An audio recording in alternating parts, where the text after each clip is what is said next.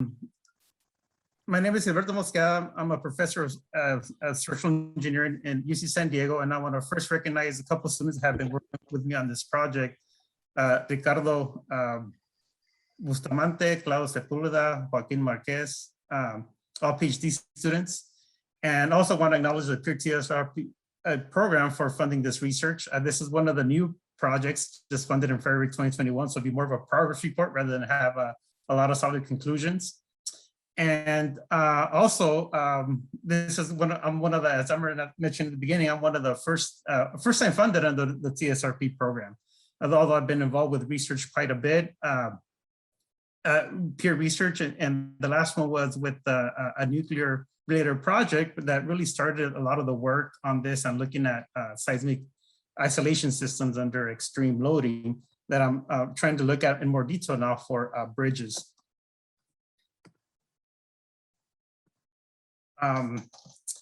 So some of the motivation for this work comes from the fact that I think we all could agree that seismic isolation has been one of the most effective techniques to protect structures from seismic shaking, and it has been well proven through shake table testing, a lot of analysis in the design level range. But when you look at more extreme shaking, I think the behavior is a lot less understood in this case. And so this research really focused on trying to understand that a little better. What happens when you have beyond design basis shaking? What type of failure modes do you expect to see in the structure? And a lot of this is not clearly defined. And though I haven't really set up a formal advisory board for this project, I have been talking to practicing engineers in industry. And there is this concern of when they're tasked with trying to characterize a bridge, for example, an isolated bridge, they don't really understand how to model it. There's no research to show how to model it, especially the limit states or failure modes of the bridge. So there's also been a lot of studies going on for buildings and power plants, and for buildings in particular, there's been studies showing that when you design a building according to current codes, and you look at MCE shaking, the probability of collapse of an isolated building could be higher than a fixed space building. Again, although the design level performance is a lot better for isolated buildings, when you look at these extreme shaking, isolated buildings in some cases will perform perhaps worse than a fixed space building, and this is due to the isolation systems reaching the limit state, pounding against the wall, failure of the bearings. And so you need to look at this effect a little bit closer to make sure these systems are effective, even if we have shaking beyond what was expected in design. Now, there is some work out of the University of Nevada, Reno that has looked at a curved bridge testing and actually took a bearing towards a very large level of instability. And interestingly, in this test, you can see the image of the bearing there. One said buckled, and actually it seems to have bounced, like hit on its side and bounced back. But even then, after this response, the overall bridge was stable, although you had this localized bearing instability. And it shows kind of the resilience of these bearings and the overall system in response. But the question still is, should you pound first? Should you reach a bearing limit state first? And that's kind of one of the things that I'm trying to address. And starting with revisiting some of the component models we're using for bridges to better characterize its response under extreme shaking. And so a lot of the current work has focused on modeling of lead rubber bearings. Typically what we use for modeling and what's used in practice is a smooth bilinear model. There's been also a lot of work looking at impact to abutments and so forth in isolated buildings. And this makes use of also a bilinear model. It's a modified for impact, but it's also a bilinear model in a sense. And so I want to kind of take a look at these models and also revisit the abutment and deck models for impact, and work towards their implementation in OpenSeas to make these tools more widely available. So I'm really looking at, again, this project just started looking more in this kind of first phase of component modeling now, and just starting to look at prototype bridge models to assess the overall system response and what are the effects of these models that we're seeing. And then it's a year-long project, but depending on how far we could get on this, at least start to pave the way for characterization of damage and fragility functions, and also look at potential mitigation measures such as bearing hardening that I'll show, adding supplemental dampers, or what are the ways we could better protect these bridges in the case of these extreme earthquakes. So to show some of the work on bearing models, I've been interested in looking at the behavior specifically of lead rubber bearings and the degradation of the lead core. There's been a lot of work going on at the University of Buffalo in modeling the heating and also the degradation in the strength due to this behavior. And this is shown by the figure on the left. That's the drop in strength per cycle is really due to the lead heating. And when you go to much higher strains, even in lead rubber bearings, and this goes up to 400% shear strain, for example, which is a fairly large strain, but nonetheless, bearings can take this and probably a little bit more with the right amount of axial load. You begin to see hardening in the bearings. And so to try to capture these behaviors, this behavior we're seeing in lead rubber bearings in natural rubber is very similar to the behavior that's observed in high damping rubber. And there's been a lot of models developed for high damping rubber to capture these type of effects. The difference is you see them in the same stress for natural rubber, but they happen at much later strains for natural rubber compared to high damping rubber. And so to try to capture these overall effects, so actually one note I forgot to mention, there's a bullet I didn't highlight there, and that's looking at vertical loads and the stability of bearings. There's actually certainly a very interesting and important topic to look at, but it's probably beyond the scope of this first year project, and something to certainly look at in the future. So to try to capture these kind of more material type of effects before looking at the geometric effects, we developed this a parallel large strain lead rubber bearing composed of existing models in open seas. So we have the lead rubber X model that was I think proposed for open seas by Kumar, Whitaker, and Constantino, and based on the work of Kalpakidis and Constantino for the heating effect. And also the HDR, the head damping rubber elements, and also hardening elements that are part of another elastomeric bearing model in open seas, to try to combine the effects of these models to capture these behaviors we're seeing in experiments. And so combining these components, these parallel model components, we're trying to develop a new model, LRB model, and look at how this model could capture the behavior of lead rubber bearings even to large strains. And so here I show a comparison for 100% and 300% shear strain, and compare first the commonly used bilinear model. Also show the lead rubber X model. It's one of the more recently proposed models for lead rubber bearings. And then this LSLRB model, which builds on the lead rubber X model and adds the hardening effects. And in addition, also captures, if you notice, for the 300% shear strain, the degradation and stress is kind of the Mullins effect, or the degradation of the loss of strength from cycle to cycle as you reach higher and higher strains. You know, some features that are lacking in some of the other models. And the other thing to point out, if you look at the 100% shear strain test, I think both models could be relatively accurate, but as you get to higher strains, you really need to start capturing this more complicated phenomena.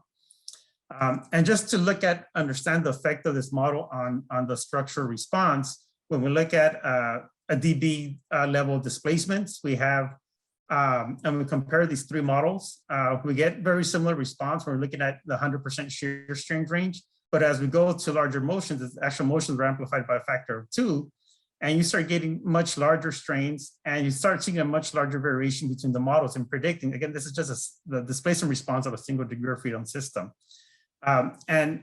Especially for the lead rubber X model, for these large peaks that you see sticking out, these correspond to the long duration motions. So the heating is building up and you're losing a lot of strength in the bearing. Okay.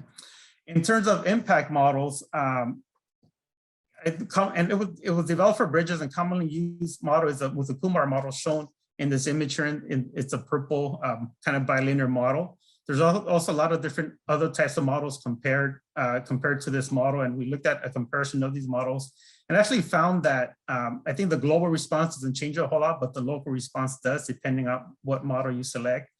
But another issue we found with the Kumar model, and I think it was referenced in at least I think two of the presentations yesterday, is that it's a bilinear model and you have to calibrate it to parameters based on the Hertz-Stamp model, and it's calibrated to a particular indentation or deformation of the model itself.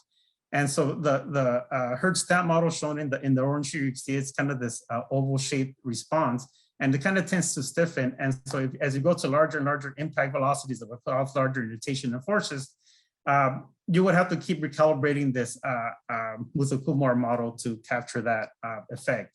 And so we actually looked at the Hertz-Stamp model and actually implemented OpenSeas, and it's much easier for model parameter selection. In terms of modeling the more global impact response, we started working with actually Eric Johnson at USC to look at data from an e-defense test. I believe there is testing on bridges. I think there's some ponding tests done at Reno, but we were fortunate to get data from this test here at e-defense, the building impounding against a moat wall. And we're really interested in trying to better understand the overall, the contact model and how to model the concrete for impact. And so we kind of took a first shot at this. I want you to notice the failure mode in the concrete is kind of more of seems more like a shear failure running vertical crack along the height of the wall. And when we tried to model this using a finite element program, so the building model was developed by Eric Johnson and his group, and we've been looking at adding the moat wall and trying to capture the failure. We got more of a kind of hinging at the base type of behavior you would expect for static loading, but obviously very different to the actual failure mode you observed in the test. And maybe likely due to the kind of inertia effects playing a role in this dynamic or high velocity impact test. And so this is something we want to further develop or understand and develop verified finite element models to better predict impact behavior. Another outcome of this quick simulation was that as we compare the displacements or the amount of penetration of the and would be the deck into the abutment, for example, we're getting about 10 times more displacement, and even we just to play around, double the strength of the wall, and so getting very large displacement demands compared to what the actual experiment resulted in, and that's about a significant difference, about about a 10% difference compared to the overall, or 15% difference compared to the overall displacement of the model.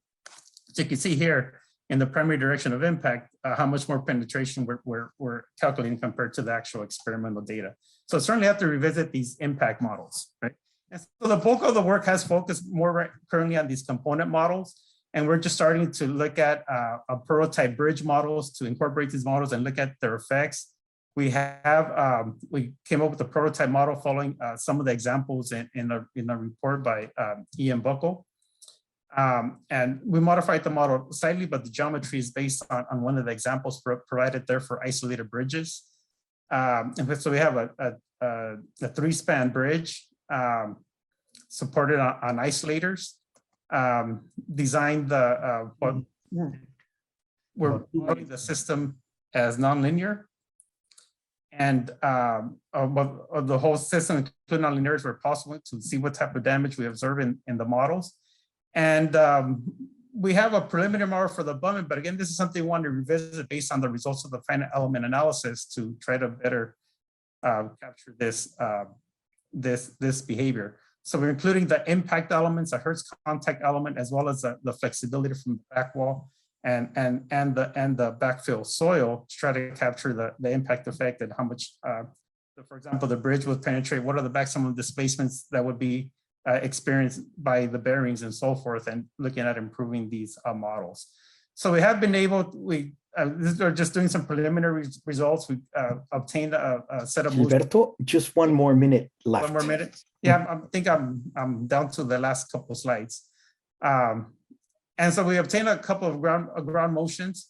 And just looking at, what is the potential for pounding in a bridge. And when we look at design level motions, of course, you would expect not to see any impact or pounding from between the deck and abutments. But when you get to 1.3 times the design level, this is using the 1,000-year return period motions, then you would experience at least two of the motions began to impact.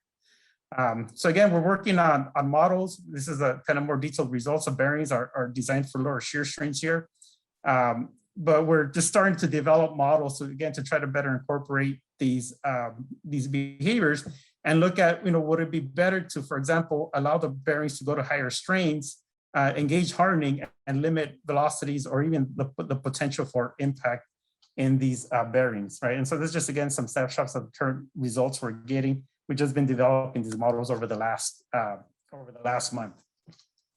And so we're working right now on extending the LSLRB model for 2D excitation, especially the strength degradation effects and the anisotropic behavior are being considered for this model. We're starting to look at or refine the finite element analysis so we could improve the prediction observed in shake table testing.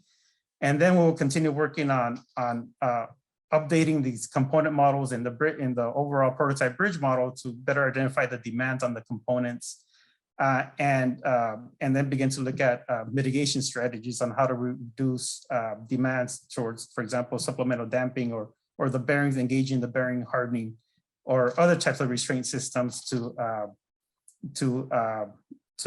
better be able to predict demands and quantify the damage in these bridges. So with that, I'd like to acknowledge again the PRTCRP program, and any questions, again, we'll wait for after the session.